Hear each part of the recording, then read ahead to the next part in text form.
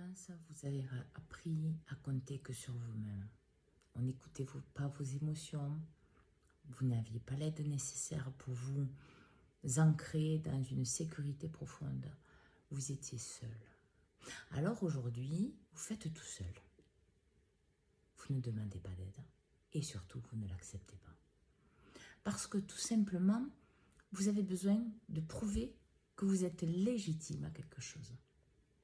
Du coup, vous ne croyant pas être légitime à une aide, et quand je parle d'aide, je ne parle pas d'aide toxique dans la manipulation, la perversion, pour oh je te fais ça, tu me feras ça, non.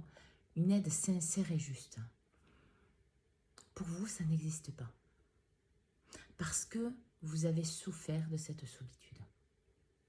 Donc vous savez tout faire. Vous êtes un couteau à plein de fonctions. Le problème qu'il y a, c'est que ça vous a fermé, cette souffrance. Cette difficulté vous a fermé.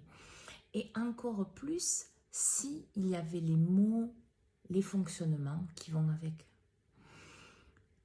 Et si vous êtes un homme, il y a aussi le schéma de « t'es un homme, ah, tu dois le faire seul, t'es fort, tu ne dois pas accepter l'aide, tu dois être capable ».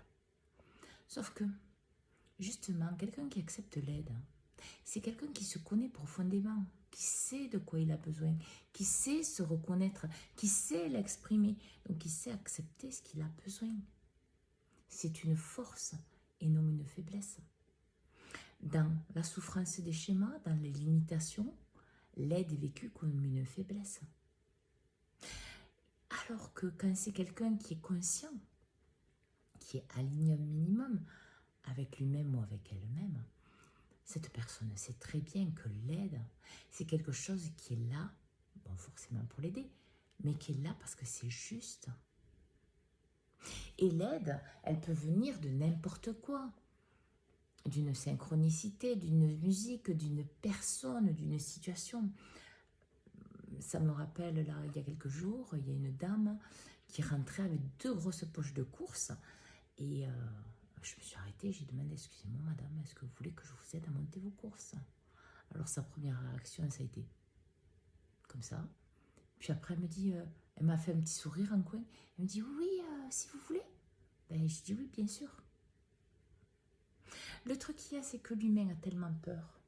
Peur de mal être reçu, peur de qu'on lui fasse mal, peur que, en fait, on l'aide pour quelque chose, parce que lui-même se manipule, en fait.